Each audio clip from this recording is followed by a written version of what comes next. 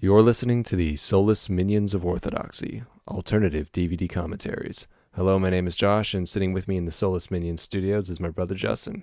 Say hello. Hello.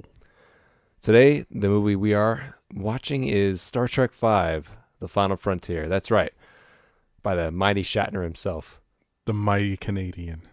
All right, so if you'd like to watch this movie with us, which we hope you do, the sync point is going to be when the Paramount logo goes to all white. On the Blu-ray, that's about 21 seconds, Justin. 2021. On the regular DVD, on the one I'm watching, which is the old version, it's about 17 seconds. Either way, if you get to the white, when it goes all white, that should be fine. So I'll give you a countdown. When you hear me say unpause, we'll all unpause together, watch the movie in sync. Here comes the countdown. 3, 2, 1, unpause. So you should be seeing some holes in the ground, and they're on fire, apparently. And they're on Nimbus 3. The planet of galactic peace. Yeah. Well, let's just tackle this opening. What do you think? Oh boy. I like this shot. It's very Lawrence of Arabia. Yeah. It was a risk, It's bold, a valiant effort to create something a little different in terms of Star Trek. I don't know if it really works in a successful way. If it was some other kind of movie, not a Star Trek movie, maybe. I think this opening scene kind of represents the general feel of the movie, which is it's got shades of greatness in it. Mm-hmm. Yeah, Here we have this Lawrence of Arabia shot, which looks fantastic, yet then it cuts to this shitty, and I know it's supposed to look shitty, but it looks cheap. Background of Nimbus 3, and then the guy who, there's nothing against his performance. His performance is fine. He feels small. Mm-hmm. And again, I know he's supposed to. Well, they should. Well, some more panoramics would have been nice, to give us that something. Look how much of a landscape they have. They're really not used. I mean, here this is cool, but a lot of the landscape you're not seeing. True. And when you have that much in your line of sight, you should use it. If you want to go for the Lawrence of Arabia feel of tiny characters amongst huge landscapes. Yeah, you have to shoot it a little differently. That's right. Definitely. And even with the dialogue in the scene, it's not bad, but it's not. I see where he was going. It's like he's trying to channel a bit of Lawrence of Arabia in a sense. The stranger in the strange land here, but it's only partly this guy's performance. Lawrence Luckinbill is fantastic. I think maybe if he was acting against someone with a little more, weight, it might have felt better. Just in this moment, you mean, in terms of acting weight? Is that what you're yes, just in this scene, I mean. Well, I don't know. I mean, I think I would have rather have seen the fact that this guy is so odd looking. Yeah, it doesn't really help. It's distracting. It is. It takes you out of the scene. It really does. It takes you out of the moment. Like I said, there's nothing wrong with his performance. His performance is fine. You believe that this is a broken man. I believe that. But the fact that he is this kind of odd-looking character, and you're like, well, I'm sympathizing with you, but man, you're so weird looking. Like, what happened to your hair? Maybe that would make a better story. I would have actually preferred, if you think about it, I think it would have been more because he looks, like you said, like a broken man. He looks kind of pathetic. Mm-hmm. It doesn't make Cybok's ability to kind of take him over to be that, imposing. However, if the guy was, looked a little more dominant than Cybok doing it, or if it was a couple people and somehow he did it, with a group, then you'd be like, holy cow, this is someone to be reckoned with. But, it's just this lonely little guy. Need a starship. Now, this came out in 1989, and as I recall, this was one of those summer movies of that year. It wasn't Ghostbusters 2 also something we saw in theaters that year? Yes, it was. Yeah, didn't we see it like 1 week after the other or something like that? That's my memory. We saw this and then Ghostbusters 2 the next weekend. See, that shot of him pulling off the ears again, it was all about the staging of that. It was cool to have the reveal. Yeah. And even the laugh is cool. And this guy's reaction is cool. Yeah. It's just the way it's now there you go. See, there's another Lawrence of Arabia shot. Well, that shot. I mean, that shot looks cool. The laugh was a little too much. Yes. I think the laugh was a good idea. Yes, they probably went too far with it, but yeah. But it was a good idea. See, now they give us this whole movie is a decent idea. Now they give us the traditional star. Which even they made the credits look cheap. Yeah, they do.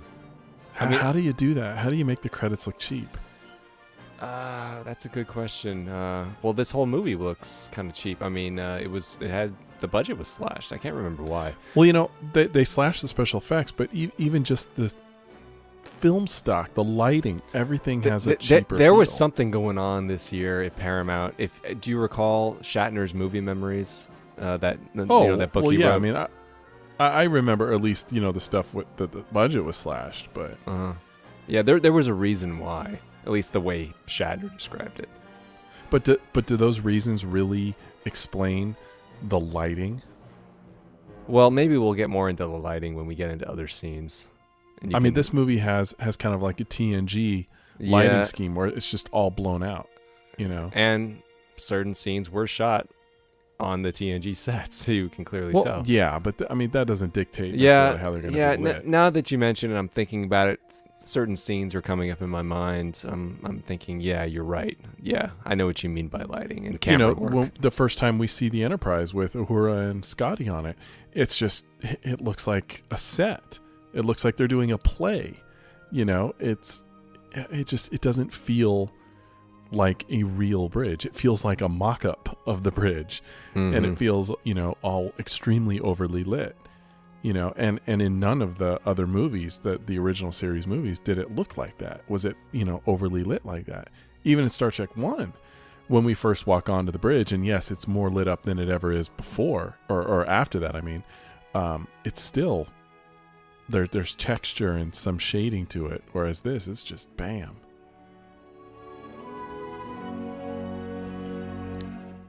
What do you think of this? Because you were saying here we get the classic opening credit scene, but it's not. It's different.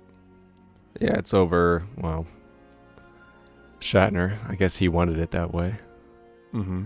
The idea of him. The other one that did this is Insurrection, which ironically are both of those are the weakest entries in the TNG and TOS movie series respectively.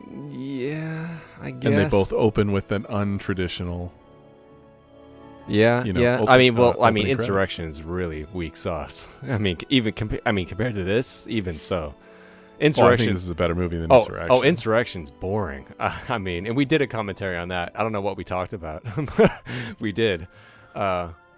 This movie, at least, is a movie. As compared to that, that's just boring. How the hell is he actually going to climb this thing? That's ridiculous. Look how tiny he is. Yeah, I know. I mean, how do you do it? How do your arms not get exhausted and you're just done? Yeah, and he has no safety equipment. He's doing that freehand. None. So, he's got his communicator with him probably. Beam me up when I'm done or something like that. I'm done enough. I have no idea. I don't know. Well, we're not haters of this movie. No. This will probably be another in a long line of commentaries that nobody listens to because Justin and I don't like to do popular movies. So, I love how they did this. What do you mean? The actual practical way they did it. Of him climbing the mountain? Yeah. Do you know how they did that? How they just showed that profile shot? I guess not. What? They were at Yosemite. They were at. Oh yeah, but they were just like close to the ground, right? No, well, they were in a parking lot, but they built their own false wall. Yeah, and then the way they framed the shot looked like he was indeed on the mountain. But like yeah, he was on right here. They're in a parking lot. Oh yeah, sure. but you can't tell. It's genius. It was a genius way to do it. Yeah. I mean, it looks real. Well, yeah, I mean, they're really out there. It's just a fake wall that he's on. I mean, I guess when I was, when I was younger, when we saw this, I remember there being reaction to it that people thought it wasn't good, especially from our parents. So I believe we probably saw it with them, but We saw it with our mother. That's strange that Dad didn't go, but I remember she not liking it. But of course, anything Star Trek was awesome, so I was like, "Yeah, this is cool." And of course, when it came on HBO, we watched it over and over again. Sure. It didn't really register. It registered as not being as good, but it was still. It's Star Trek. It's another adventure. How can we not watch it? And love I it, wonder how much of the budget was slashed. I mean, Star Trek 4 was a huge hit. That's what perplexes most people, I would say. Well, I mean, okay, so let's say Paramount was having financial problems. I mean, this is Star Trek. You think they would endeavor to find other financing to make sure that this, I mean, you would think they want this to succeed. This is going to bring the money. So find other sources, make a deal, and, make it happen. Did his clothes change color? I always wondered that. It looks like he's wearing black now. Who? Kirk? Kirk.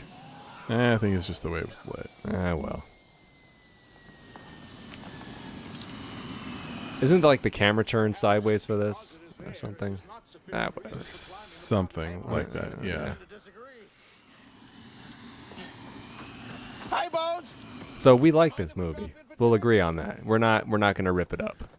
It does have its problems. Oh yeah, but most people generally, when they talk about this, most people when they talk about it, they generally don't have good things to say. No, and we're not saying it's the best of the Trek movies either. No, but it is, I feel, and I think you agree, it's unfairly panned, unfairly maligned. Yeah. I mean, it is kind of silly at times. I mean, this Catwoman up on there. Yeah, sure. That's one of those things. The pool table right here. Look at this. This is brilliant. It would work better. Again, look at this lighting. Yeah. There's something about it. I don't know why. You know what? Think about the similar scene in 3 in The Search for Spock when they go into the club thing. Yep. There's smoke. It's hazy. It feels like a bar. Yeah. This feels too clean, too cleanly lit. It doesn't. Did you see who did the photography on this one? Yeah, Andrew Laszlo. Maybe was he one of their DPs on TNG? Maybe they borrowed him. I don't know. I don't know. I don't recognize the name. Okay. Welcome to Paradise City, my dear, capital of the so-called planet of galactic. Now, I like the idea of these three. I wish they would have had more character. My charming companion here is the Klingon. Yeah, unfortunately, they have almost none. It's an interesting. They're forced together. That would have been. They're forced together, but it doesn't go anywhere. No, it doesn't. It doesn't. But you have these three separate races who notoriously don't get along, and then you and yet they do nothing. And with yet they really don't do anything with it. But here they're all kind of getting along in a strange way because, I mean, you got this drunk Klingon who doesn't give a shit, and this Romulan who is a little. Is she Romulan? Is it Romulan? Yeah, she's Romulan. Yeah, who's a little too nice. You know what I mean? She's Romulan. Well, she you only say that based on what we like in TNG. Even Romulans. Well, TOS Romulans are. We only saw them like twice. What? The original series Romulans, we only saw them like 2 or 3 times. But still, maybe. they couldn't be trusted. Isn't it always a chess game with them? Move, counter, move. Guile and deceit. Guile and deceit, as Riker would say. Yeah. I know. And who would build, this city on this planet of dirt? Who? Why? And at this point, it's clearly not working. So why bother? And why are they pumping money into it? And Paradise Lost. Yeah, sure. Yeah. It doesn't. It's a little too on the nose. Sure. Yeah. Well, I mean, Shatner, from what I know, really wanted to put really heavy religious tones in this, but the studio said no. Like in the end, Right. do you remember what he wanted to do in the end? Specifically, Well, he wanted to have the rock monster, of course. Well, You remember yeah. that, but that didn't work. Which I know you can see the test footage of. but they let him do that. It just didn't work. Well, he wanted in the ending originally to have, He wanted more than one. he wanted like demons and chariots and stuff like that and hellfire. He really wanted to bring that in there, and they were like, "What? We're not making a movie about the apocalypse, man. We're making a movie about, what's going on. You're crazy." No, I don't think so. I don't know where the rock monster thing came from, honestly. But probably good that we didn't get that, because it ended up not looking too hot. Oh yeah, definitely. Yeah. And all we get now at the end is rocks kind of shooting up out of the ground, and then some lightning bolts. But here, this is Yeah. recycled, isn't it? This is recycled. Yeah, this is Trek 4. Yeah, this is Trek 4. Yeah, kind of shameful. See, now that looks good. Look at Yeah, that. I mean, yeah, they're recycling, stuff from the previous movie. Why do we give Generations so much shit? They recycled, the ship blowing up. This is clearly from Star Trek 4. True, but Star Trek 2 ripped off Star Trek 1 with the beauty pass of the Enterprise. However, Yeah. the difference between this and Generations It's an action is beat, that Generations was the fucking finale. This was just a little, yeah, setup shot. yeah. What do they call it? What do they call it? Establishing shot. Yeah. See, this is what I mean. Look at the Yeah. lighting on this. It And- just it doesn't feel real. And don't you ever wonder what's in those bags? I imagine it's like chips. I don't thought know. it was more like a hamburger. You think so? To me, it looks like a chip bag. I don't know. He does dig in there and start yanking something out. Okay. And her hair is kind of weird Gray. in this movie. Yeah, what the hell were they thinking? I have no idea. I don't think I don't dislike it. It's just a little kind of. Yeah. Oh yeah, he's eating little bits of something. This is Enterprise. Identify yourself. Yeah, it's just like tone. I understand that brighten the ship up because they're working on it and all that. I mean, technically it makes sense, but it just doesn't look. No, I know. It doesn't feel very cinematic. It No, is it kind of. doesn't. It's very overlit. It is. Starfleet. I mean, now, yeah, if you were really working on it, this is the lighting you would really want. But yeah, it's just not cinematic. Yeah, if they had it kind of toned down, and instead of having ship lights, they had work lights in there, so it looked a little. You know what I'm talking about? Yeah, yeah. Yeah, right. Yeah, I mean, what do you think about this kind of? Bad news, gentlemen. Short You go from Star Trek 4, where it ends on a very happy note. They get a new ship, and then it's like, oh, this is great, and then they open up this movie and the ship's a lemon. I mean, what do you think about that? And they have to gather the crew back up. Is that You know cool? what? Not cool? What? Gathering the crew up is kind of interesting. The ship being a lemon is also interesting. However, just like with the Romulan Klingon, They don't do human anything with it. representatives, it doesn't go anywhere. It's like No. if you're going to take up screen time doing this, then Right. have it pay off in the end. The ship doesn't know, really ha- show any signs of having problems after this. No, after it they doesn't. get out of space dock, no.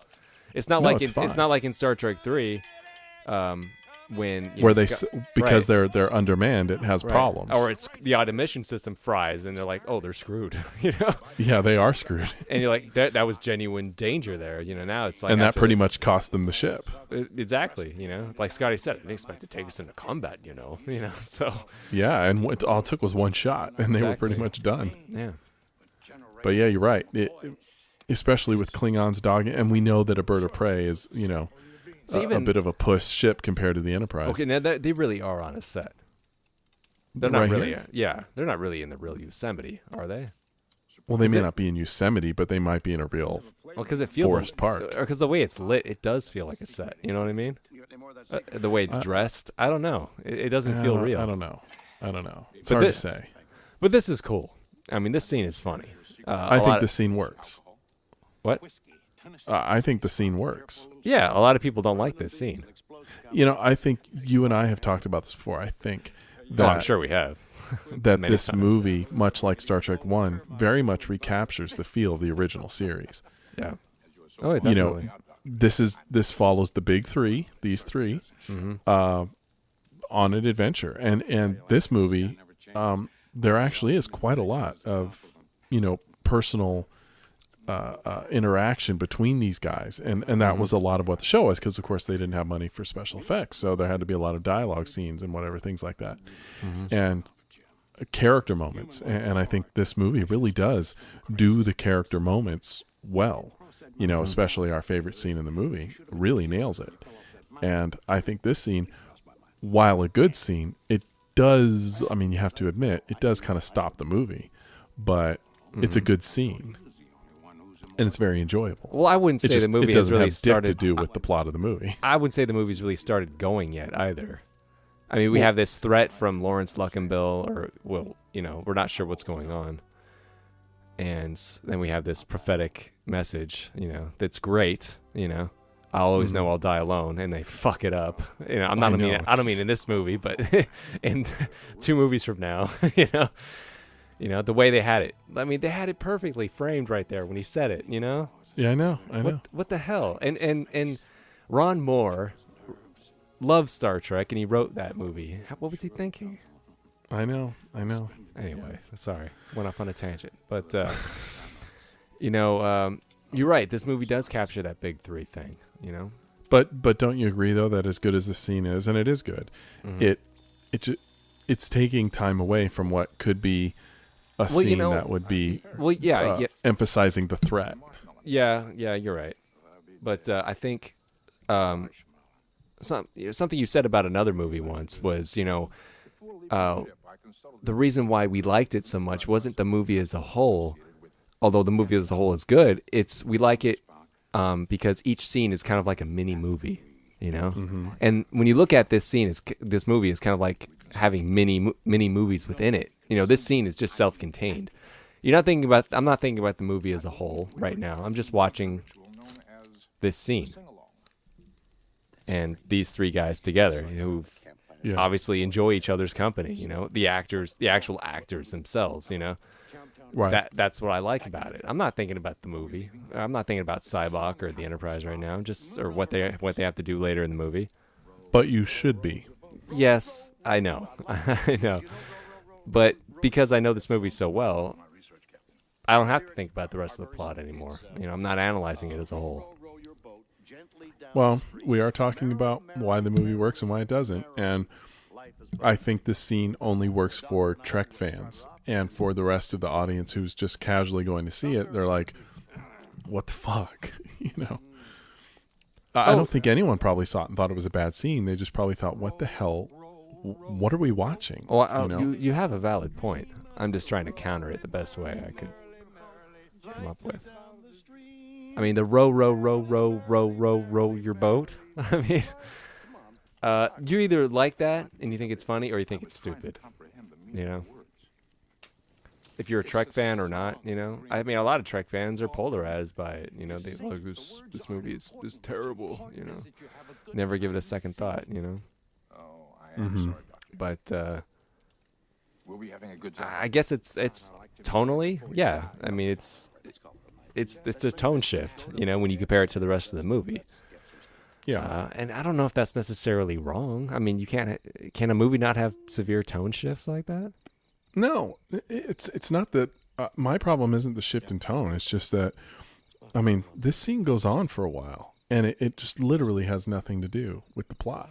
That's not necessarily true. I mean, not the well, with the theme, not with the actual plot. It's a screen time that could have been used somewhere else. Well, I mean, it is necessary to establish a bond between these characters. I mean, yes.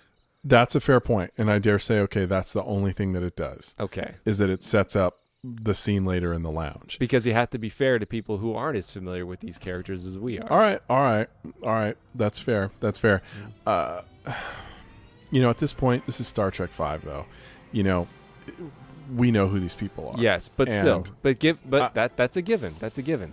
But still, but each movie is self-contained. and you have to see it as Yes. that way. And so, in order for some kind of emotional payoff in the end, when that scene, when they each have their moment with Cybok, I'm gonna have to feel a stronger emotional connection between these Look at this characters. damn bridge too. Look how overly lit this It is for a Klingon bridge. It's way too bright. Jesus. I mean, even Star Trek 4, which had a different feel of cinematography, still felt like cinematography lighting. This Because this is the Star Trek 4 bridge. that Oh they yeah, this is used. the layout. It's exactly but, the same thing. It's just, yeah. That's a really good example of the different lighting of the exact same set and how this, different it feels. This is the Voyager probe, was it not? Yeah. And we hear people screaming? It always sounded It like sounded we did. like it. I always thought it was, but anyway. I'm guessing it was the Voyager probe. Yeah, it was. We saw the little man and woman. Or, yeah, one of them. Okay. There was only two, at least. In recorded history. I don't mean in Star Trek history. You know what I mean? Right. Okay. Because there was Voyager 6, wasn't there? They got up to 6 at least. Yeah. That's what Voyager was. So, yeah. So I know from the extras, it's these two really got into the characters. These two Klingons, the man, This and guy? the guy, and the woman. You know, his, yeah. Damn light out of my face.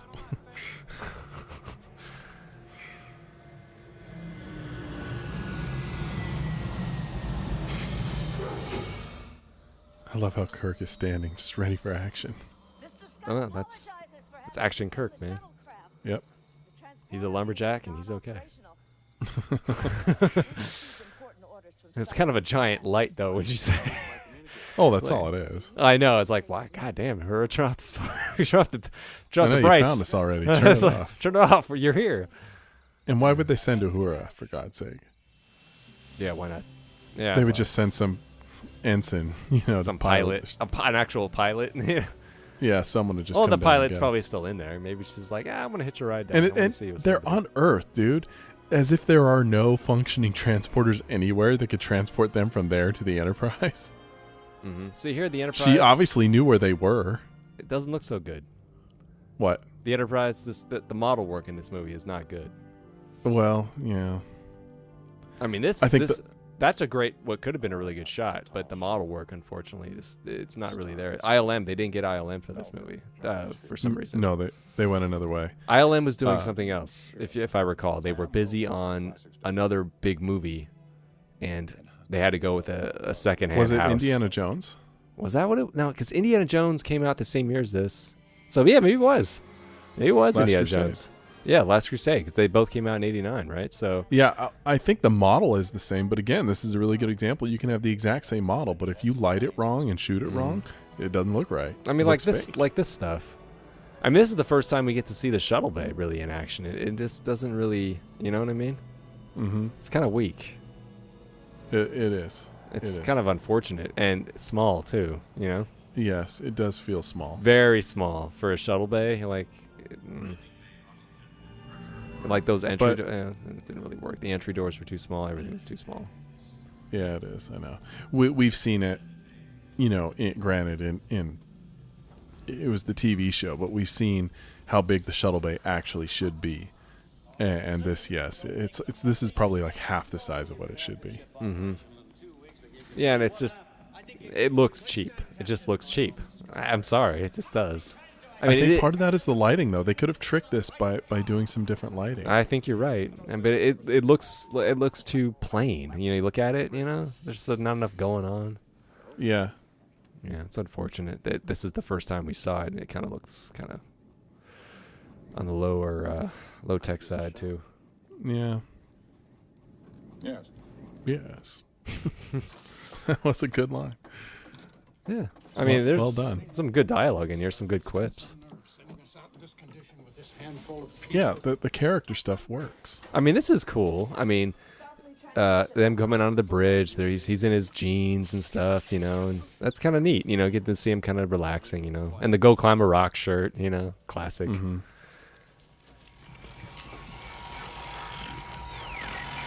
I remember I looked to buy that shirt once, and I couldn't find it. You could probably have that made. Yeah, but I wanted to see if there was an official one. There wasn't. Right.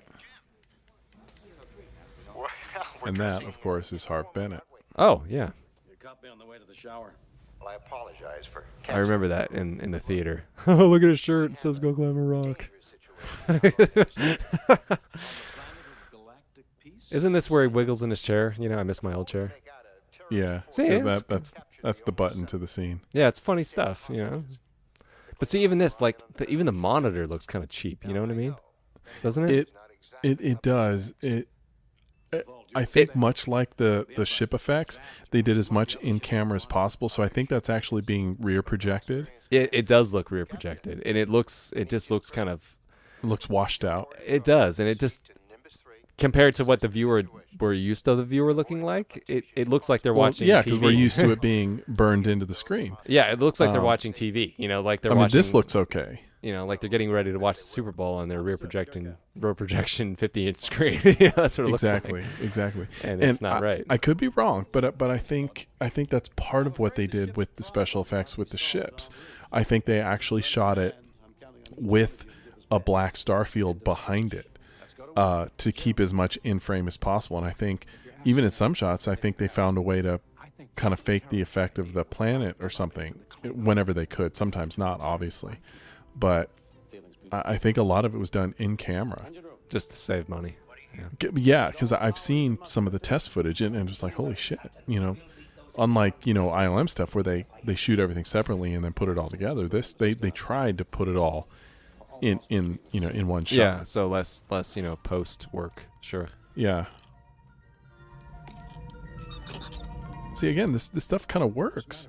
It's just why did it end here? You know, we should have.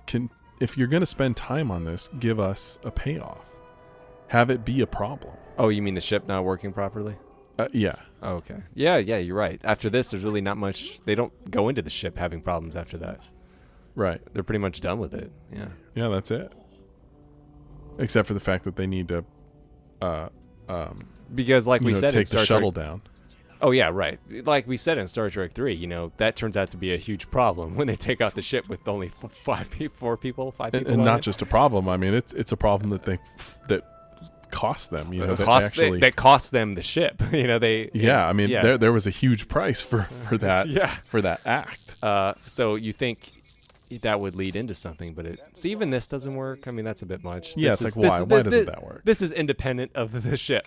Why isn't that working? That is gross negligence on the part of Starfleet. Right. Put it on the screen.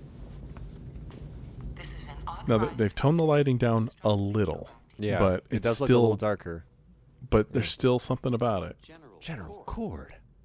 Yeah, the lighting is a little better, a little more shades and shadows to it, but still, it just doesn't. I mean, look at the same basic shots from this to Star Trek 2, and you're like, what the hell happened? You know? Yeah. That has so much texture to it. Oh, this must be the hostage tape. We willingly surrendered ourselves. I always notice like the way she kind of walks down and then walks back up. You know what I mean? I just found it odd. See, she walks down and then walks back up. Right. Why? Why did Well, she because just... she wanted to show that everyone was there. Yeah, it's just like, well, couldn't you just, hey, cameraman, can you pull back? You know, it's... And then they, you know. And of course, this is also the classic, you know, we're the only ship in the quadrant problem. It's like, really? You're the only ones? Yeah, of course. Everyone else is off doing other things. So much so that they had to send a ship that is this dysfunctional out there. Yeah, I mean, in Star Does Trek... he really have to look that close? I mean, Apparently Jesus, so. shouldn't he recognize him? Yeah. Like right away? I mean, he doesn't bring it up again after a while. You think you would ask him right now. He's like, so do you know this guy, Spock? Why are you looking at him so closely? You think he's handsome, I know, but still. Perhaps I have. Okay, well, who do you think it is? Yeah, that, you know. It's like, well, why did you... That should be the first question. He's like, well, who is he? You know, what's the deal? Why are you standing in Pull the up dark a picture right now? and go, oh, yeah, that's him, all right. You should have walked up to him. He's like, hey, right now. Hey, Spock, so who was that dude you were looking at? You know? I know, look, something happened to where Spock went in here. He's having his little moment. And you're like, really? Yeah. They're on mission. Why are you standing alone in the dark looking out at the stars? You're contemplating something, Spock. I think this is also an example of this is not blue screen when you see the stars. I believe they look at that. It looks different. I think it's rear projected stars. So See, that this- shot was done. This looks a little better in the dark. A little. Yeah. Yeah. It still has that Yeah. sense, but Yeah, I know what you mean, but it does look a little better. They're playing with the light a little bit, so. you mean, see what I it's- mean with the stars? Can't you tell? Yeah, no, definitely. I don't think I would, if I was Shatner, and I knew my budget was being slashed, I couldn't allow myself to take control of the film, and say, okay, let's do it with this minimal budget. I'd say, let's just wait. Wait till we have the proper resources, because this is not going to look right, man. We can't make a movie like this on that budget. Well, that's why I wonder. I mean, I don't know if the budget really affects how the cameraman would choose to light it. I mean, But stuff like that with the stars outside, and well, I don't know. In this shot, the rear this stuff in projected here, view screens and stuff. yeah, the rear projected view screen I could do without. But the stuff with the stars in the background here, I'm okay with it. But for me, the cinematography that's what I see. Approaching Nimbus 3. Hailing frequency open. Standard orbit, Mr. Sulu. Captain, we're receiving transmission from Paradise City. I just cannot fathom why they grayed her hair out. Static. Let them think we're having difficulty. Well, I don't know, I'm trying something else. I mean, they try to let LeVar Burton grow a beard. That didn't work either. They were trying to show their age a little bit, I guess. Maybe it was Shatner's idea. You're gonna have to hold the fort for a minute. Why does Scotty never have a staff, man? We're gonna have to get them out the old-fashioned way. See, nothing's working, and then that's not a problem. Not really too much. As they get to Paradise City, and why they called it Paradise City, well, just so we could use that Paradise Lost reference. He must have known people were just going to say, take me down to Paradise City where the grass is green and the girls were pretty. He must have known that. See, this shot always reminds me of 2001. The blue kind of, and the way it slowly pushes in on them. Or maybe it's just the blue texture of the shuttle. Kind of reminds me of the shuttle in 2001 when they're cruising over the moon and eating sandwiches talking about the monolith. See, the effects, not so hot. Not so hot. Paradise City. And Paradise City more looks like a lost casino, than a city. This is Captain Pavel Chekhov speaking. But this was cool. Give Chekhov his moment. Captain Chekhov. I advise you to release your And his brilliant strategy of going to warp speed so they don't get hit by torpedoes. Absolutely brilliant. Okay, here we are. What is brilliant? Captain Chekhov's move of going to warp speed so they don't get shot by the torpedo. Oh, I genius. was like, that's such a brilliant strategy. I was like, how come nobody ever thought of that before? It was just like, how come nobody ever thought of just shoot everywhere Moving. if you can't see the cloaked ship? Who cares if you can't see it? Just fire in all directions. You'll hit something eventually. Then they did it in Nemesis. I'm like, finally. I imagine the Klingons will be quite angry. For a master of understatement, they are likely to destroy the planet. Then it's fortunate that I have you and your starship to protect me. In the meantime, Captain Chekhov, I instruct you and your first So I officer. like the idea of Chekhov playing captain. Yeah, that's what I was saying when you got up. He does it well. First, we must have some. This is kind of, his moment is, traditionally, every crewman gets their kind of scene, Yeah. Does Sulu really get one in this? Well, he's the one that pilots the ship in, Yeah, and he got that kind of, we've been caught in a blizzard. And we can't see a thing. That was really a Chekhov and Sulu moment, though, I suppose. Yeah. And this, I guess this would be Uhura's moment. Yeah, sadly. La, la, la, la, la. I don't know, man. Oh, damn. There comes a point when the producer has to jump in and go, no, she's not the sex symbol she thinks she is. or that she once was. Or even if she was, I mean, she sure as shit ain't now. No, not even at this time in 1989. It's like, oh, I never saw them in the background. So the horses. No.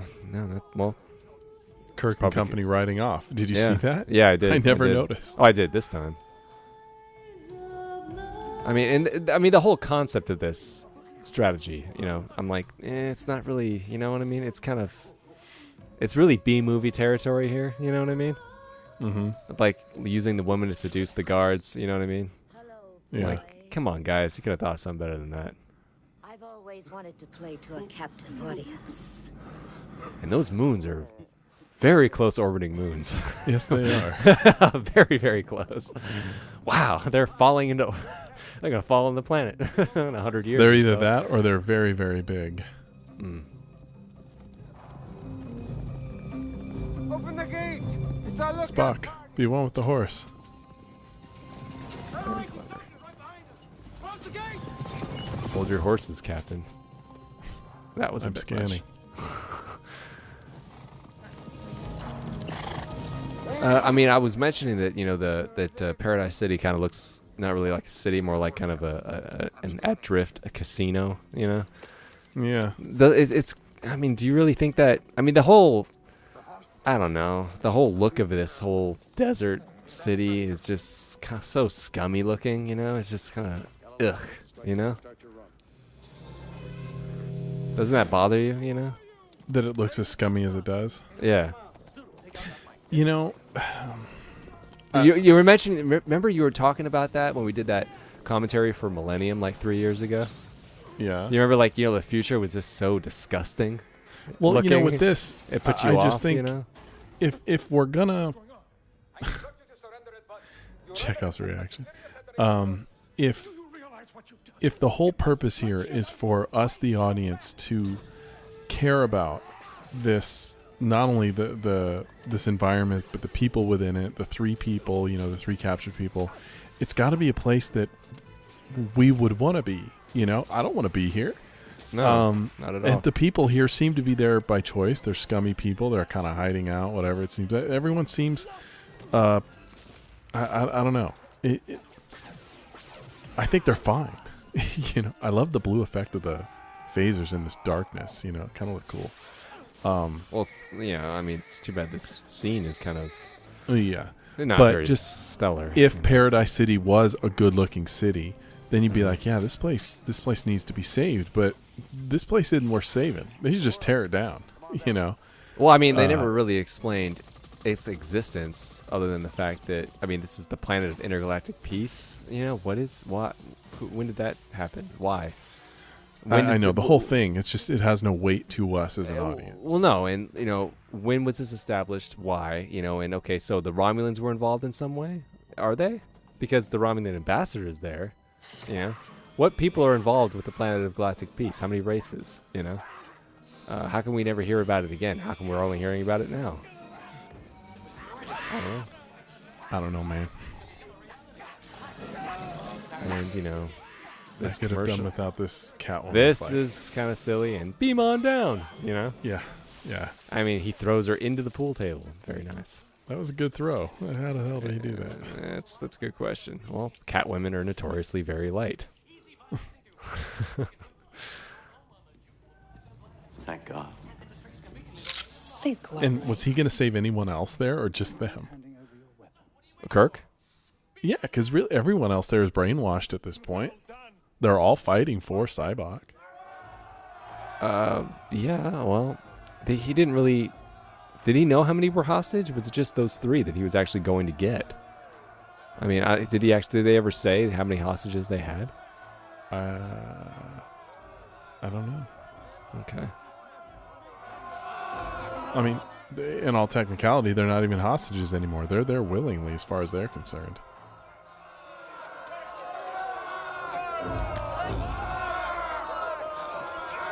And, their rescue attempt kind of was foiled pretty easily. But, well, they were betrayed anyway. See, as I said, Kirk and Spock should have had this conversation already of who this guy is. It's like, we're going to go down and, confront this guy. Maybe you should tell me what is disturbing you about him, because clearly something is. Yeah. It's Cybok. It's Cybok. It's Cybok. All these years, you finally I mean, Lawrence Luckenbill does a good job. I mean, Oh, he's badass. I totally believe him as this Messiah that people would follow. Luckenbill is the, one of the bright spots of the movie. It's the charisma of the actor that makes it believable. He's interesting to watch in scenes that otherwise would have been kind of ho hum. Definitely. developed a sense of humor after all. It was not my intention to amuse you. See, like this whole scene is pretty much flat, other than him. You know what I mean? However, if you surrender now, I'm sorry, Spock. I can't surrender now. I'm not through. What about Not finished David? violating neutral zone treaty. I'm just getting started. What about Next violation. David Warner? He's in the background there. Terribly underused. Something very Yeah, great character actor. Is he still around? David Warner? I don't know. On my ship. Who are you? I mean, he was, as far as Titanic, he was in that. Not the Enterprise. Well, course, that that was was a in, while ago. that was like 1997 or something. I see. Very true. Very clever, Captain. But Spock, it would appear that you've been. I mean, given a second they must have liked him because he came back and played General Chang. So I'm a Starfleet officer. maybe Paramount Not liked him, I Chang. don't He know. was Chancellor Gorkin. Oh, Chancellor Golcon. Yeah, sorry. Christopher Plummer. That's the other guy.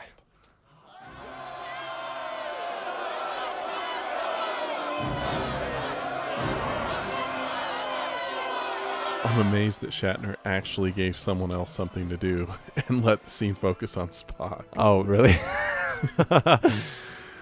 I realize Yeah. this is supposed to be a brother, but I should really be the one dealing with him. Yeah. Yeah, because it's...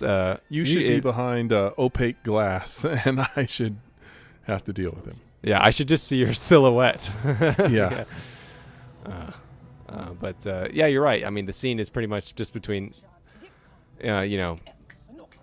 Cybok and Spock, and then Kirk butts in. Hey, I'm the captain. Hey, you're right.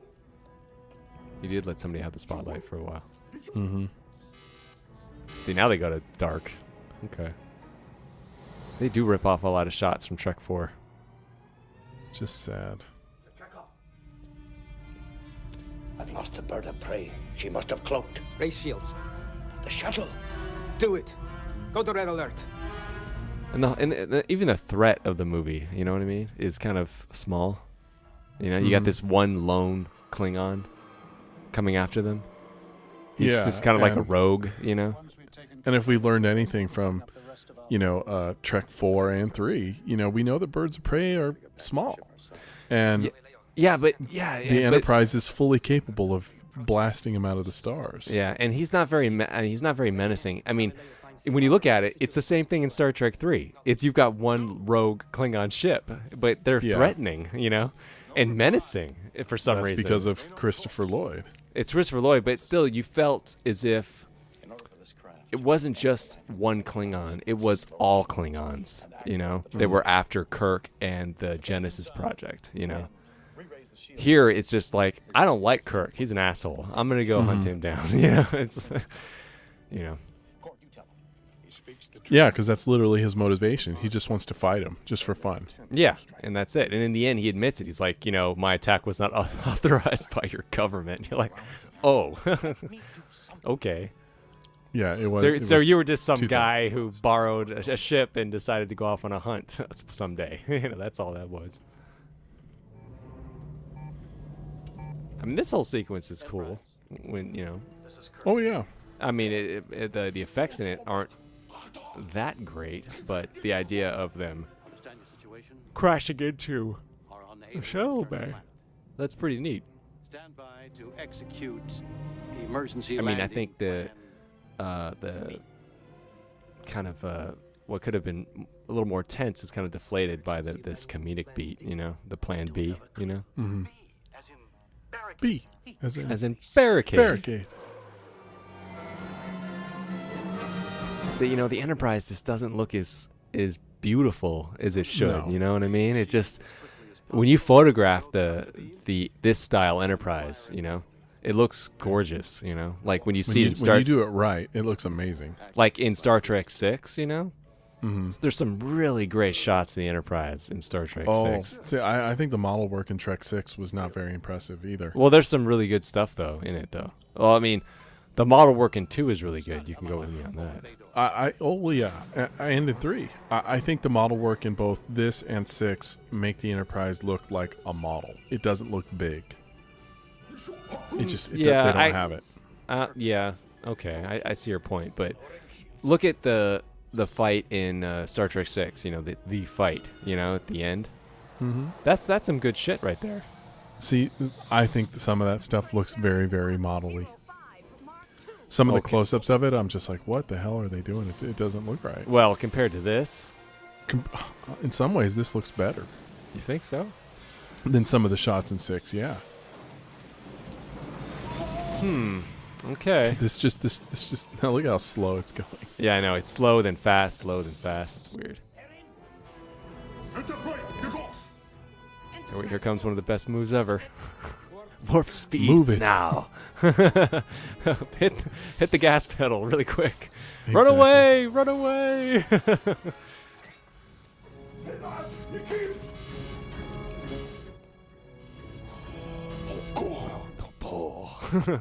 He's good. Really? He ran away. He ran away. Damn it! I wish I would have thought of that. And see, like, shouldn't security already be there?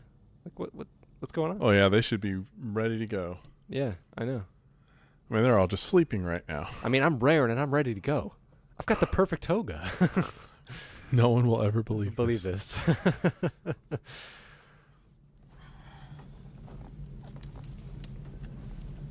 I mean, this is neat. This struggle between Kirk and Sybok, and the way you see Sybok kind of tossing Kirk around like a rag doll. Interesting an idea, not executed. Very well. Very well. And the fact that they don't explain it though, that's kind of cool because most people would think, why does he have such superhuman strength? They don't explain that. That's something only Trek fans would understand. True. That was kind of neat. Like when you see, humans fighting Vulcans in any other instance, doesn't Archer fight Vulcans in Enterprise? I don't know if he ever really does. Okay, I think I remember him doing that in one of the season 4 episodes when they went to Vulcan. He might then. Yeah. Pick it up. No one else woke up? I know. What's going on? It's ridiculous. It's kind of a cheap-looking gun, too. Well, it was supposed to be. Yeah, almost looks like the gun that Belushi makes in Real Men. It's just missing that Band-Aid box and nails. Enjoy yourself. If you feel like helping, jump in. Go ahead. Shoot him. That wasn't good. I like that. The shoot him. Yeah, it was. Kirk's just like, dude, end him now. Like, what the hell, man? I know. He wasn't saying, like, you have the gun, just make him get on his knees. No, he was like, shoot his ass. Kill him. Shatner can bring it sometimes. Yeah, I mean, like I said, there's shades of greatness in here. Mm-hmm. I think even if they had taken this script with perhaps a better cinematographer and a better director, we might have gotten a better movie. What do you think of these two together? Spock and Sybok. Do you believe them as brothers? Or half brothers? I actually think the weakness in their interactions is Nimoy. I was gonna say the same thing, man. And I don't think that's it's not Nimoy's fault. No, I think it's the way it was written. I think you're right. There is some connective tissue that I feel between them, but it is kind of dampered from Nimoy's end, I don't know what it is. Maybe it's because Sybok or Lawrence Luckenbill is so much more charismatic because of his character, and by default, Nimoy can't be because he's Spock. He has everything. Of course. So I don't know if that has something to do with it or not. I'm not really sure. I mean, this really feels like a show beat. The characters kind of being one by one kind of seduced, I guess, by Cybok. I think it would have worked had it been done just a little differently. And the thing is there's no way these people could have taken over the ship. There was enough people to fit on one shuttlecraft. This is a fully, as far as we know, although the ship isn't working right, it's a fully manned crew as far as we know. Mm-hmm. They could have just locked him in the shuttle bay. Did they say something about maybe you only have a skeleton crew or something like that? You know what? Maybe they did, but even if they did, how hard is it to lock the shuttle bay doors? Like when they're inside and just go, nope, you're not coming out. Captain Kirk of all people would understand. You don't let these people on the ship. Kirk, they knew that. Did Chekhov even know that Kirk was being held captive? Did he know that? That's a good point. I don't think he did. I don't think he did know. No, he didn't. But Scotty knew. When he was looking in, he could see. So he could have locked the place down. That's very true. Yeah. And say, if you don't let our captain go, I'm going to space the whole thing. We're not open the door. That makes everything all right. He's sorry. Stop it, Jeff. Why does that? Sorry. What were we saying? He's sorry, so everything's okay. Why does that say "do not use while in space dock"? I don't know. What? Do not use what? Is it a toilet? Is that what that is? I think it's a toilet. Okay. Never ceased to amaze me, nor I myself. See, I this suppose is what that means because it gets flushed out into space. Oh, or no, there's the toilet over there, I think. Oh, okay. It's all right, Pavel. I was beginning to worry. Well, they don't flush their waste out. They recycle everything. That's true. Yeah, that's true. Fair point. They don't have, frozen chunks of poopy like in, Joe Dirt. Yeah. That's what we call a Boeing bomb. See the peanut? Dead giveaway. That's a space peanut. Dude, you were eating off of it. See, I always thought this was kind of a tough moment for Chekhov. That sucked. Yeah. But that these characters were kind of, I don't know. I always had a hard time believing that they would be turned so quickly and easily. I never really bought that they would go along with Cybok. I felt that their bond was way too strong for that. Because, like in the end, when after they have their moment with Cybok and they all have their flashback scenes or whatever. Mm-hmm. In the original script, of course, DeForest Kelley was supposed to leave with Cybok, right? But weren't they both? I think it was just DeForest Kelley, maybe Cybok too. I mean Spock too, but they both said no. I think they both were. Yeah, they both said no. They would never leave. They would never leave Kirk. They fought against it as actors. As actors, I'm like, you know what? It makes sense of all the other characters too. I mean, they're all bonded to the point where I'm like, I don't care what pain was lifted from their shoulders or chest or whatever.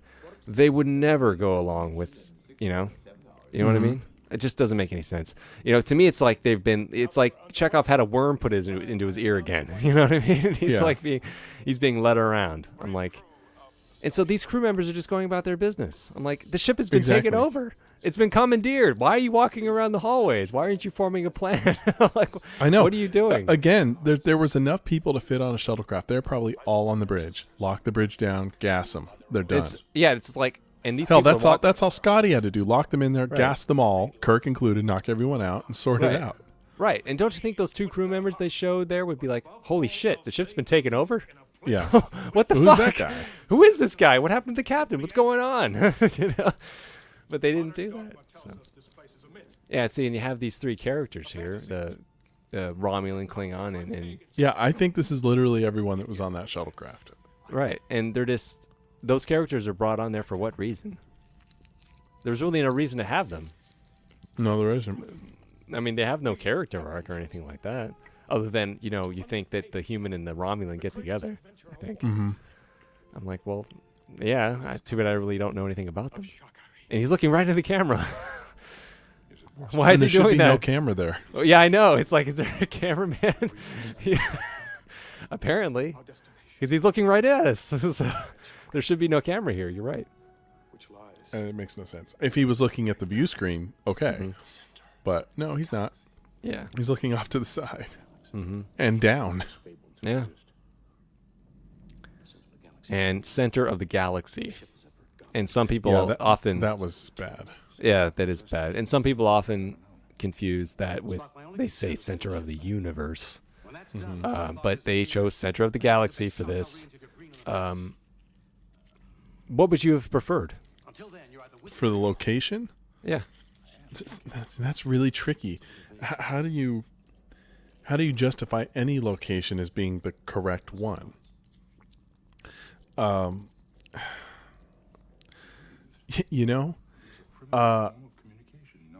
concept of the Nexus, like, partly would have actually been more appropriate for this movie. Find this thing, this ethereal gas cloud thing that you go into and it just zips up your consciousness. Right. Because having it be a physical planet, I mean, who the hell would believe that? God has a planet, it's right over there? No, that doesn't work. Yeah. I mean, the center of the galaxy, yeah. I mean, not that, science, not that, real science often comes into play, but we know that at the center of the Milky Way, there's a giant black hole, or a multitude of them. But, yeah, you're right. Yeah, just a one place, a planet. Yeah, I guess that is kind of weak sauce, when I think about it. And they mentioned that, they have to pass through the Great Barrier. The Great Barrier, yeah. Which apparently no one has ever done, yet they zip through it like it's nothing. Like it's nothing. Yeah, wasn't it? No. It was not the Great Barrier. It was, what was it they were doing in the original series? They were trying to go beyond something. Oh, Jesus. I don't. In where no man has gone before. I do not remember. Okay. Was that funny? I don't know. Oh, look, we're watching TNG. What happened? Yeah. Oh, and it's the world's famous the world's longest turbo lift shaft. Yeah, the one with the famously incorrectly numbered. Well, the only way that turbo shaft makes sense is if it's right under that glass dome at the back of the saucer, going straight down through the neck to the bottom of the secondary hull, right past the big blue light. Mm-hmm. That's the only way that makes sense. Mm-hmm. And it's like, why would that be there? And Scotty must have hit himself really hard. He had blood on his forehead. Yeah, that was a bit much. Yeah, I can understand maybe if it curved, but it clearly doesn't. It's one straight tube. Well, like I said, I suppose if you have it from that spot, but even then, I think that's a little big for me. And it's way too wide. Yeah. I mean, the one in TNG in Disaster, it was more believable than this. That felt cramped, at least to some degree. That felt like an elevator shaft. This feels, I don't know, like just a giant room, that happens to be very long. Well lit for an area that you should theoretically almost never see. That's a very valid point. That's actually a very valid point. That's a lot of electricity being wasted. I would have been completely dead had it not been for the Shark Man. Shark Man? Chalky. Yeah. And given his appearance, that's the most appropriate name I could come up with for him. So they actually climbed up. Well, it didn't look like they climbed up very far. It was at least past 12 decks. We'll be propelled upward at an unpredictable rate. Fire the rockets! Captain, please come back down. Okay, so 35, 52, 64, 52, 77, 78, 78. 78 again. So I didn't know there were that many decks aboard. There are not. Yeah. Not even close. Aren't there only... How many decks are on the Enterprise D? Oh. I think maybe on the D there's like 60 or 70 decks or something. But on this one, I want to say I thought it was like maybe 50 20, something. 2024 on this one. Oh, okay. Maybe there's 50 decks on the D, but even I don't even think the D has as many as they just showed here. Mm-hmm. And the technical manual existed at this point. Yeah. Didn't somebody, when they were painting those numbers up there, and even when they were editing it, realize that the numbers go out of sequence? I know, it's bad. It's like, guys, that's not in order. Yeah, people are gonna notice. It's such a gaffe. I'm like, how could anybody let that pass? I know, it's like, guys, we're projecting this on a 100-foot screen. Someone's gonna see that. Oh, it's so obvious. I'm like, can you please reshoot it? Don't you think they would have let them, or cut it in order? Yeah, there had to have been a reason it wasn't cut in order. There just had to be. I trust your message was received.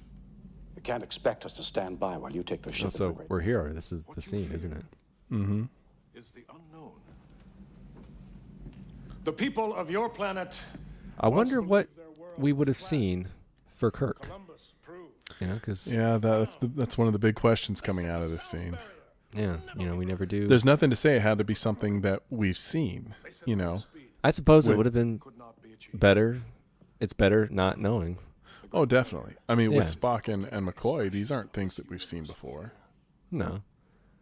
But with Kirk, it's it's just things you're just not supposed to know. No. Just like with Star Wars and Anakin Skywalker. Sometimes it's best not to know what's under that helmet. It's better not knowing. It's better not knowing him as a child, or as a teenager. It's just better. It's a mystery. Your imagination makes it so much better. Anything that would have been done would have been disappointing, and it was. Just like in this moment, Mm-hmm. It would have been disappointing if we'd seen it. So. Together. Yeah. As far as anything that even could have been referenced in the show, I can't think of anything that would have been, this big of a deal to Kirk, other than somehow losing David. Maybe the loss of David. Oh, that you're right. That would have been it. That would have been it. That's his. Take away the pain of that. Yeah, I mean that's his biggest pain. I mean before that, I don't know what. I mean before David died, I'm not sure.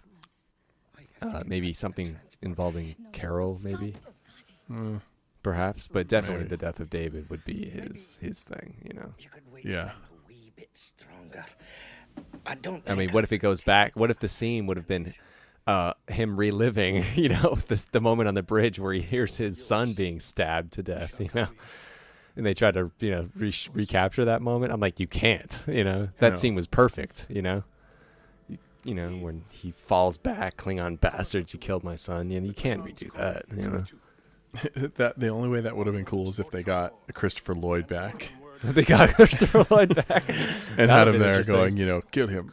I don't care. The shock bay. Yeah.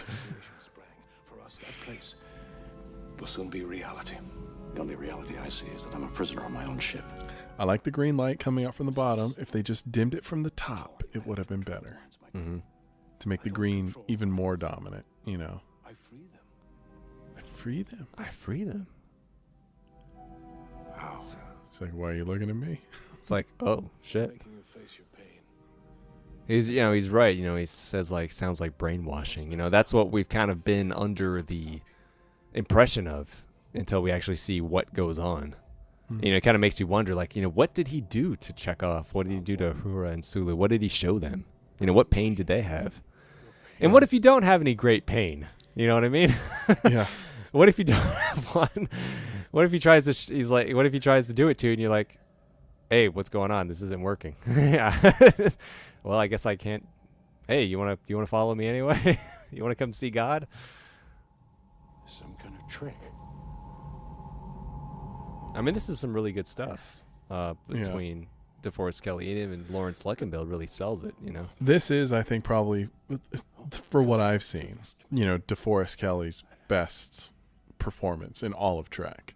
In all of Trek? In all of his time on Trek, I think this is his best performance. Yeah. His best scene.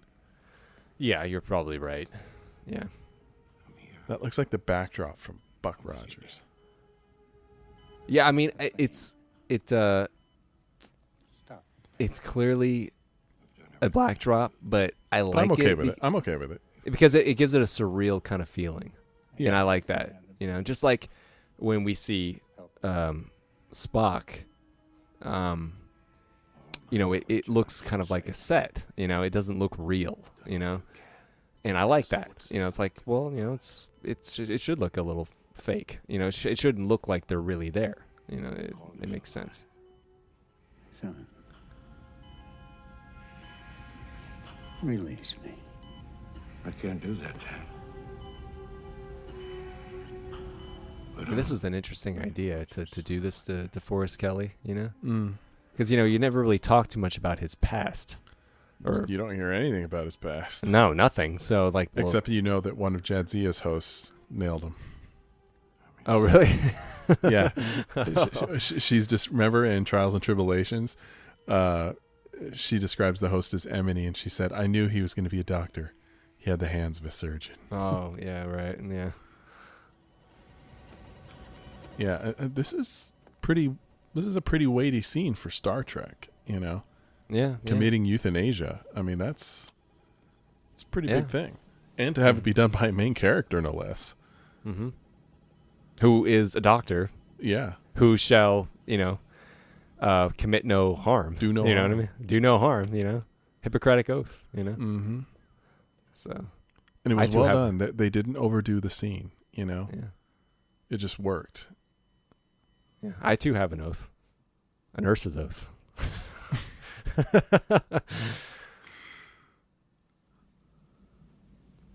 So look at that. That's a good moment, good performance. I wonder who kind of cooked that up. That he grabs his face like that. Who did? This is all DeForest Kelly. You know what I mean? Well, he's performing, but I mean, who suggested putting the hands on the head like that? And I don't know. I mean, that could have been in the script. What a great line, to preserve his dignity. What Yeah. a damn good line, man. Yeah. Can't imagine Shatner wrote it. I mean, who was the screenwriter on this one? It was Shatner. What are you talking about? It wasn't Shatner. It was Shatner with somebody else. Oh. Shatner didn't write this himself. Oh, well. Did Harv Bennett write some of it? No. It was I know what you mean. Was it something Dougherty or something? It was somebody. It was a screenwriter, but I'm not familiar with his name, but he worked on it with Shatner. He was the main guy. So, and where he came from, I'm not sure. Each man's pain is unique. I mean, but, Shatner clearly had his hands deep in the honeypot, Mm-hmm. Just as, Brent Spiner did, in Nemesis. Yeah. Unfortunately. Spock, don't. It's all right, Captain. But, at least with Shatner, he's the captain. So you don't begrudge him when he's a focal point. But when Data takes over the damn movie, you're just like, what? Jesus. Yeah. Yeah, I mean, and, let's be honest, the next-gen characters didn't really transcend in the movies very well. No, they didn't. They didn't. They just, at least the movies didn't do a very good job of doing that. They didn't bring their characters to the screen, to the movie screen. They just didn't. They didn't bring their histories with them. They left them behind for some reason. I don't know why. They decided to make action movies or whatever movies. It's just, let us have their characters, man. What the hell? We watched them for 7 years. They have character. Bring it to the screen. And they just didn't do that. So human. So human. I clench my jaw at that baby.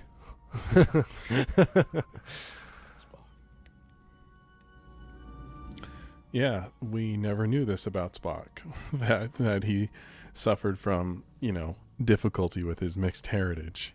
Mm-hmm. I would have liked to have seen them come up with something better. Although obviously it wasn't, shown on screen at this point, but the scene in, New Trek when he's picked on by the boys and they get in a fight. Yeah.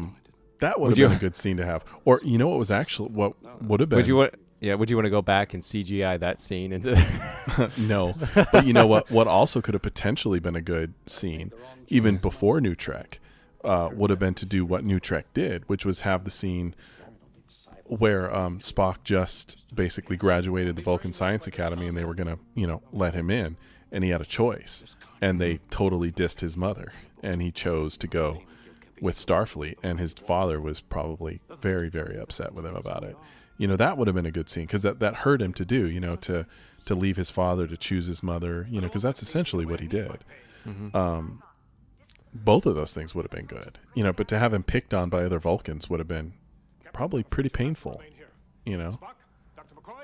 Well, I mean, yeah, you're right. It was an obvious go-to place, but I still like the scene.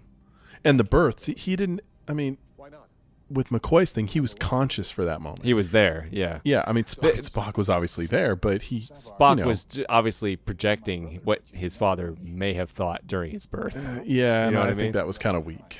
Yeah, it should have been something when he was conscious as a child. I think you have a very valid point. Yeah. Yeah.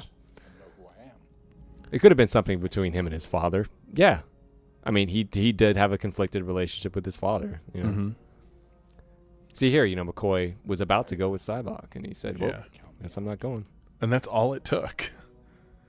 I don't think, I don't know. I mean, McCoy shouldn't have even walked over there to begin with. You know what I mean? Well, it's just, if McCoy could break it that quickly, why couldn't some of the other ones, Yeah, I know. You're right, because they are I mean, it didn't even work on Spock. Because they are acting. You're right, it didn't.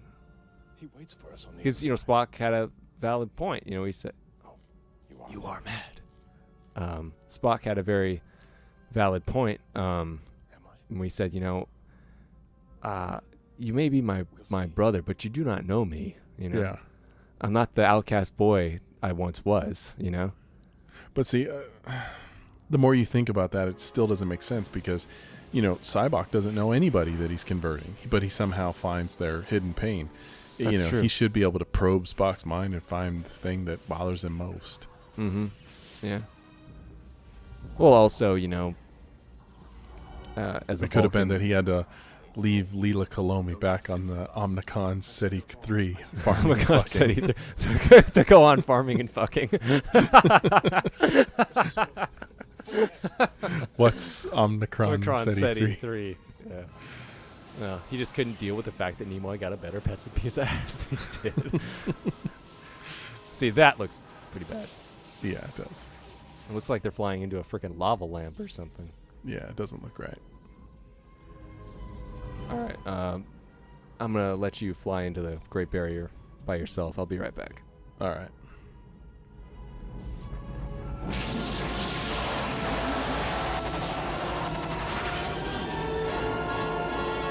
This reminds me of the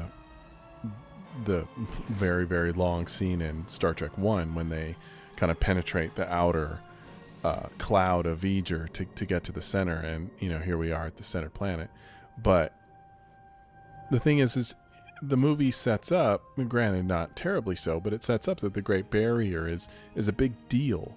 So give us a reason, or show us that their ship is allowed in, something to make it look not so. I mean, Jesus, they were on Earth. Well, how long ago? Not long ago at all. And suddenly they're here in the center of the galaxy where it seems like anybody could have gotten to. And, still, Kirk, look where they are. They're still standing in the lounge. Kirk is too proactive for this. He wouldn't be here like this. Sybok, I don't know if we missed it, but Sybok, I know, makes the comment, whether it's here or before, that he's not gonna stop Kirk from doing anything, because now that they're this far, even Kirk has to know. I think that comes up in a minute. And it just unfortunately doesn't work for Kirk. If you examine his motivation, Kirk would be doing something proactive right now. He wouldn't just be standing around. What point were you making? That at this point, Kirk would still be. They just left him, all three of them, in the lounge, and they wouldn't be standing there. They would be doing something. Mm-hmm. They're only now brought up by a guard, but they were left in there just to kind of hang out. Why are they brought up now? Doesn't make any sense. And I was saying that, Spock tells him, I think right about here, he said, you can have the ship back, because you have to know too. I know you're going to take us down. You know, so he's saying right here, no conditions. You know, even you must know, and that is actually good. You know, character judgment on Cybok's part. However, Kirk would have already been doing something else. You know, Kirk would still be trying to get the ship back. Look at him. Look how casually he takes us. Okay, we're going to do this by the book. No. This is not Kirk. Yeah, that's... He would definitely try to get his ship back, yeah. Yeah, you know, Kirk's had his ship taken over before. He doesn't deal well with that. God's a busy man. God's a busy man. Yeah, and the idea of bringing God into, you know, this kind of story, you know, into Star Trek, you know. I'm glad it was never done again, you know. Yeah, that's something that Trek has very intentionally stayed away from. The only time, at least that I recall... And no one ever points out that Cybok cut his hair. Oh. No one ever talks about that. Why did he do that? Before he left the ship, he cut his hair. Why did he do that? I don't know. They never tell you. That's interesting. And he looks very different. Yeah, I never really thought about it. He stops by the barber for a haircut before they get on the shuttlecraft. Yeah. Why and did Kirk you do and that, company Lawrence change their Luckinbill? clothes. They want to get in their professional wear, you know, to meet God.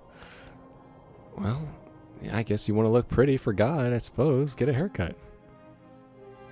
That's really weird. Why did he cut his hair? I know. It doesn't make any sense. And, you know, I was also pointing out that, you know, the Great Barrier is suggested as a place. God, that's a horrible effect. The Great Barrier can't be penetrated. You know, the ships have been lost, so on and so forth. And that the entrance through the Great Barrier was similar, obviously terribly condensed, but similar to the entrance of the V'ger cloud.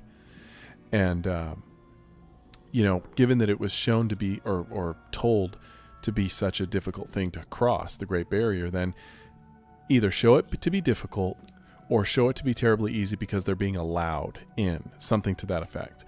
Because also, the Klingons show up, you know, right above this planet. It's like another ship just got through with no problems. Follow your own logic, you know? Stick to it. Yeah, and where is the sun coming from? I don't remember there being a star. Yeah, well. Where's all this light, you know? It's one of those things. And it was a blue ball of a planet. So what the hell? Yeah, that makes no sense. Yeah. Mm-hmm. And that's fine if that's going to be the atmosphere of the planet, but then we should see that when they're on the planet. Mm-hmm. And we don't. And where is this shot coming from? Where is this coming from? Yeah. Yeah. Courtesy of what camera? Okay. Yeah. And they don't same really... people that provided the cameras for the Gorn fight in Arena. Oh, yeah. So... they're just walking. Yeah, a whole planet. How do they know where to go? They don't. I mean, I'm guessing that, you know, they're just following Cybok. So, you know, but Cybok's not even in front. Kirk is. So I'm like, where are they going? Why? I mean, you're right. They do have a whole planet, you know, to look at.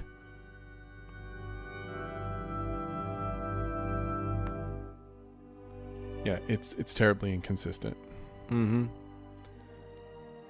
I mean, you know, yeah, they're hurrying up to go where? I mean, they're not really in a hurry. And what are they looking at? These, you know, the people on the bridge. What are they looking at? Yeah. I mean, are they still looking at that camera shot from by the shuttlecraft? They would have to be. Yeah, I know. It's like, well, what? Yeah. And so has everyone been? Because, like, you have all these people. You had these other, you know, Enterprise crew members standing around the bridge. Like, have they all been, you know, had their pain taken away by Cybok? Or what's going on? Like, are they just, let's go along with it? Everyone else is, you know? Yeah, it doesn't make any sense. Oh.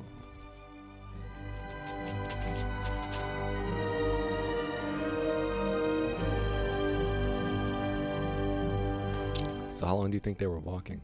I mean, I know he says they've traveled far, but that road is very yeah, they were not that far. They're not young men. I mean, were they walking for like an hour or two? Yeah, so half what? a day. Half a day. In the span of a planet, that's nothing. Yeah. Well, I mean, maybe God's on the other side of the planet. You were landing on the wrong side. Cybok's robe here is very much like the one Spock wears in 4. We have traveled. Yeah. Yep. That's a traditional Vulcan kind of robe, I guess. Yeah. Yeah. I don't know what kind of. I mean, maybe it's their, day robe. They have a burial robe, and they have a day robe when they're alive. Their casual wear. it's the casual wear. It's like, in Defending Your Life, they have those tupas, Yeah. They're very comfortable, and they fit everyone. Mm-hmm. Except the teenagers. Yeah, no. They go damage the elsewhere. tupas. They go elsewhere. Perhaps.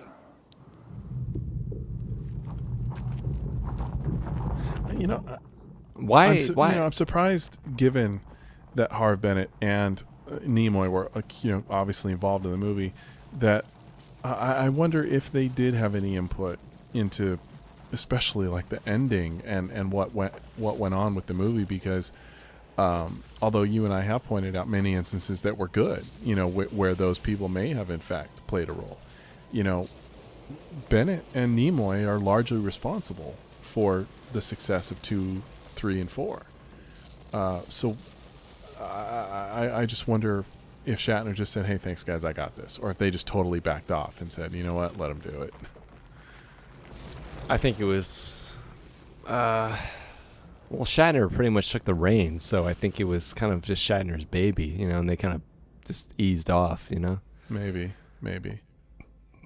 I guess Shatner. It's not like Shatner wrote 2, 3, and 4. Nimoy and Bennett and Nick Meyer did. Yeah, that's true. But someone like Shatner is best when he is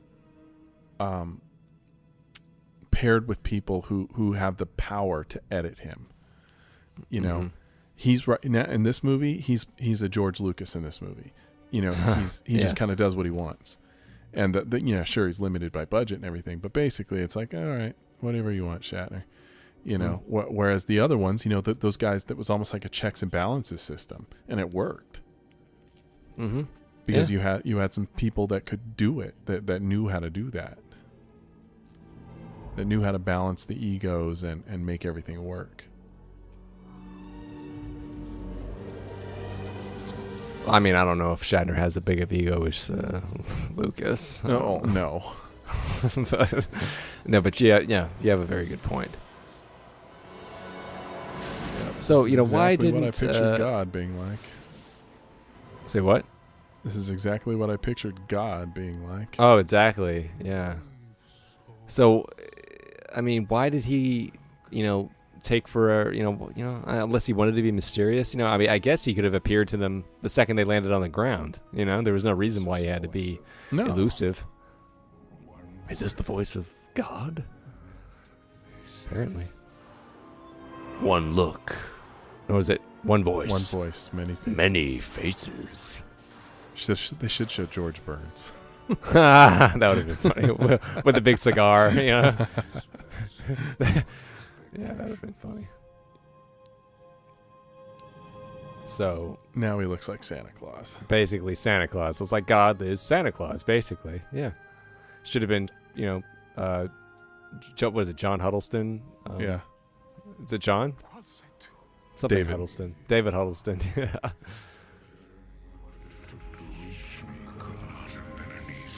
It was not. Could not have been an easy one. Actually, it was. We stole a ship and we were in Earth's orbit, we were at the planet of Galactic Peace, and then we got here within about an hour. So no, we're good. Mm-hmm. We didn't even have to stop for food. With a starship. How did you breach the Great Barrier? We just flew through it. It's as though you had no defenses whatsoever. Yeah. It could, yes. Then I carry my wisdom. Excuse me. It will carry my power to every corner of creation. Excuse me, I'd just like to ask a question. And I mean, it is rather kind of anticlimactic. You know what I mean? Yeah, it is. I mean, they are limited by budget. I mean, we just get this kind of projected image of a guy. I don't think the limit here is the budget. I think the limit is where the story took us. What the hell? How do you end this? Yeah, I mean, how do you show God? And even if it's a godlike creature, in which they never really explain. No, not really. Who he is. I mean, obviously that he's some kind of powerful being. It's you know what he is? He's what's his name? Who killed Yar? Oh, Armis? Armis. He's this somewhat powerful being stuck on this planet, and he needs a ship to get off. Yeah, basically. He's basically just trapped here. Yeah, sure. Why is God angry? Why? Why have you done this to my friend? He doubts me. Terrible. You've not answered his question. What does God need? So I mean, obviously, and Luckenbill's performance is earnest. It is. I mean, he's what's really selling the whole scene. Basically. Yeah. Because the effects aren't, but it's like, oh, it's my turn. Okay. Maybe I shouldn't say anything. Who, me? Given that I didn't am have the anything to doctor say. here. Yeah, who, me? No, I'm good. Yeah. You have a pretty blue color. I like it. I mean, like, if I was Lawrence Luckenbill looking at God, I'd be like, God, can you turn off your zoom, please? You're a little too close. Yeah. Like, can you back it up? Can you turn the contrast down? I don't need to see your eye boogers, okay? Kind of blowing my eyes out here, man. Yeah. Give me what I want. Cybot! This is not the God But, of yeah, so this character, this being, or whatever it was, is, or has been, sending some type of telepathic communication to Cybok? Did he?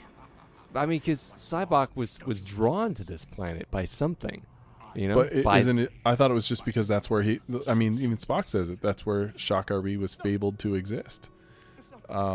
I don't think he was like V'ger called to Spock, so to speak. I don't think that's what happened here. I don't think he was being called to. I just think this was always his kind of goal, and he just wanted to find out. Do it. Die.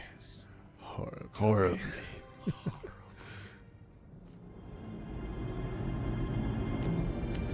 What have I done? Kirk Enterprise, listen carefully. Hey, Kirk. I fucked up. Can you get us out of here? Hey, I could use your help now. Sorry about that other stuff before when I took over your ship and all. Yeah. Actually, that would have been really funny if he Cybok turned around and said, "Hey, so I kind of fucked up. Let's get the fuck out of here." That would have been one of the greatest movie twists of all time. That would have brought the house down. Oh shit, I fucked up. That would have been that oh shit would have been so much better than the oh shit Data says. Oh, I know. What a perfect time for it. Just to have him turn around and go, oh shit. Or if he said, oh fuck. Just the fuck. Drop the F-bomb, That would have made the whole movie worth it, just to hear him go, oh fuck. Yeah, you come out, you hear people talking about the movie. Well, the movie sucked, but that ending was awesome. I know. That would go down in history as like one of the best lines ever. Mm-hmm. Oh fuck, I fucked up.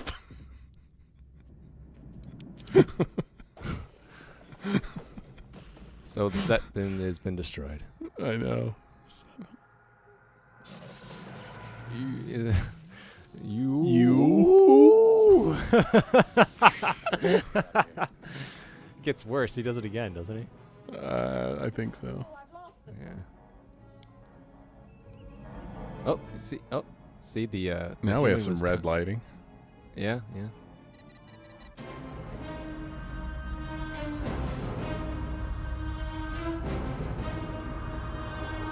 See, look at that. Yeah, now look they're how far right there. away that was. That makes no sense. I know. That doesn't make any sense. It looked like they were walking for like hours, and it's like so they just. It looks like they just went back in like 20 minutes. Yeah. Or 10 minutes.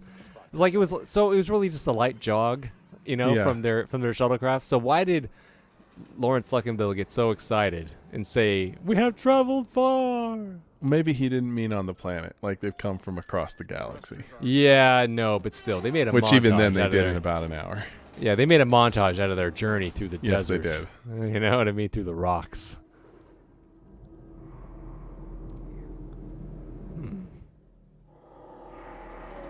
Spock's looking at him like, do something. Please tell me the transporter is working. She's got partial power, sir. I might be able to take 2 of you. Beam up Spock and Dr. McCoy. Convenient. Yeah, I'd say. Wait just a damn minute. Turn the shuttle on and fly away.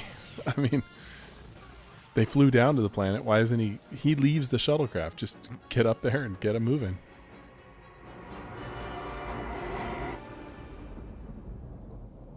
So it's Kirk versus God, basically. Mm-hmm. Well, there it is. I guess he blew out the shuttle. There it is. But he was just standing around doing nothing. Mm-hmm. What about Jim? We can't just leave him down there. Please get a grip on yourself, Doctor. Status report. Get a grip on yourself, Doctor. This is Captain Claw of the Klingon Empire. Attempt to raise shields or arm weapons, and I will destroy you. You are alive for a See, now, single... again, I think this would have been a fun little opportunity. You know what? This guy is just a bug. He's a pest. He's annoying. You know, hand him over, and I'll spare your lives. You know, just have Spock do something badass for once. Just say, you know what, dude? We're in the middle of some shit right now. We kind of met God down there. Back off. We're just gonna blow you up. I seriously don't have time for this. You know, and just end that threat right now. You know, is the threat of the movie God or is it a Klingon? You know, so blow the Klingon off. That would be funny. Yeah, but you can't beat the, you know, Lawrence Luckenbill line of, oh, okay, I fucked up. That's not gonna top that. No, but I did like this line though from Spock though. Damn you, sir. Damn you, sir. You will try. No, You that know, was good. That was cool. So why is it red? All of a sudden, where'd that come from? Sense. I don't get it. Is it red alert on the planet? You know, Yeah, what's going on? Is he in hell? Is that the problem?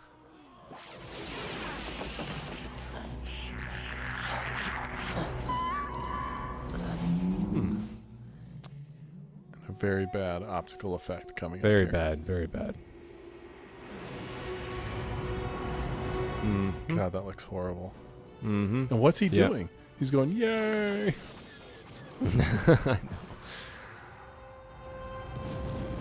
So the godlike creature was dispatched by disruptors.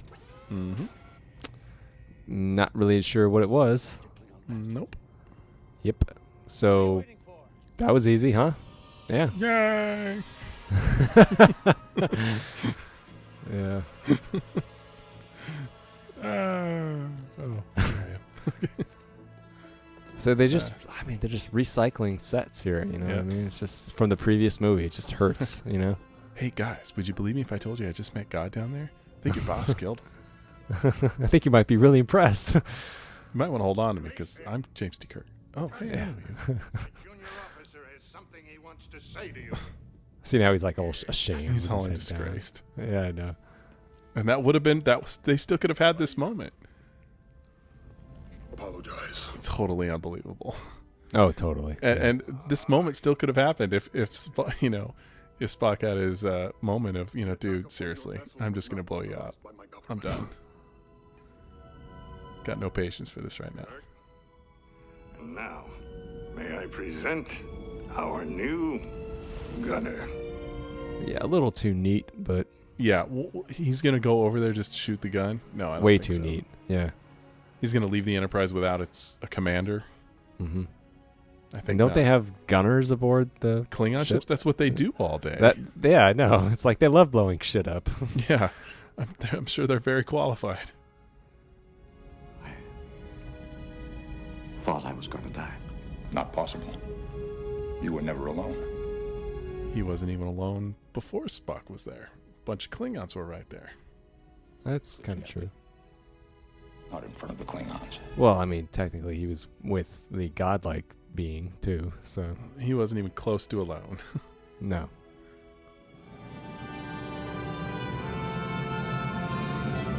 Way too neat. Mm-hmm. A button. See, now they're in what looks to be a TNG set. Are they not? I don't know. No. This is the lounge that they were in this earlier. is. Oh, yeah, right. Okay, this is the whatever lounge that was with the steering wheel. Yeah. Yeah. Their version of 10 Forward now. Mm-hmm. We certainly have. Oh, just, yeah. Romulan ambassador was very erect for some reason. She has wonderful muscles. Wonderful muscles. Funny beat. I mean, unnecessary. It's okay. But funny. It's okay. It's cute. Like, it's cute. Yeah, I'm telling you, it would have been better if they had played some things differently, because we're not we never took them seriously. So neither should the Enterprise crew. Ever. Is God really out there? Maybe he's not out there, Bones. Even during the the escape scene from Nimbus 3 when they got to do the shuttle thing, even that would have been a great scene if Kirk had tried to contact him and go, hey, I don't know who you are or what you want, but seriously, we're in the middle of something here. Could you back off? And have him just be annoying. And then so when the ultimate confrontation came, just have Spock tell him what he told him. I was lucky I got him back. What do you think about this? This kind of wrap up. It's too. I mean, it's Don't an emotion for me. Is it? It's a little too what? It's kind of slightly ripped off from Star Trek 2, where they're having their little, recap on the bridge, when he's telling him, that I wasn't paying attention what he tried to tell me on my birthday, and all that. It's similar to that scene, but it's too neat and pretty. I mean, I kind of like the bit, of I thought didn't he say like I thought men like us didn't have families or something like that? Didn't he say that there? Or was that some other scene? No, that was this one. Okay. Yeah, I kind of like that bit. Wait, no, that's Generations. What is it? Yeah, No. Scotty says it to him. I thought you said men like us don't have families. Wait, Generations or Star Trek: The Next Generation? No, Star Trek Generations. Scotty says that? Yeah, Scotty says it to Kirk, and he goes, "You're allowed." Yeah, I know, but he was basically just reiterating what they just said there, right? Yeah, I suppose something so. about. Yeah. Okay. Which Scotty wasn't even there for. Oh no, it was about having a brother. That's what he said. Okay. Anyway, He said, I lost a brother, and he goes, but I got him back. Whatever. Who cares? Oh, okay. Well, nevertheless, I mean, it was a nice moment between the three of them.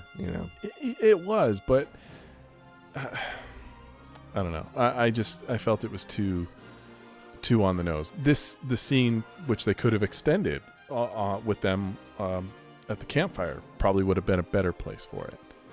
It's a good point.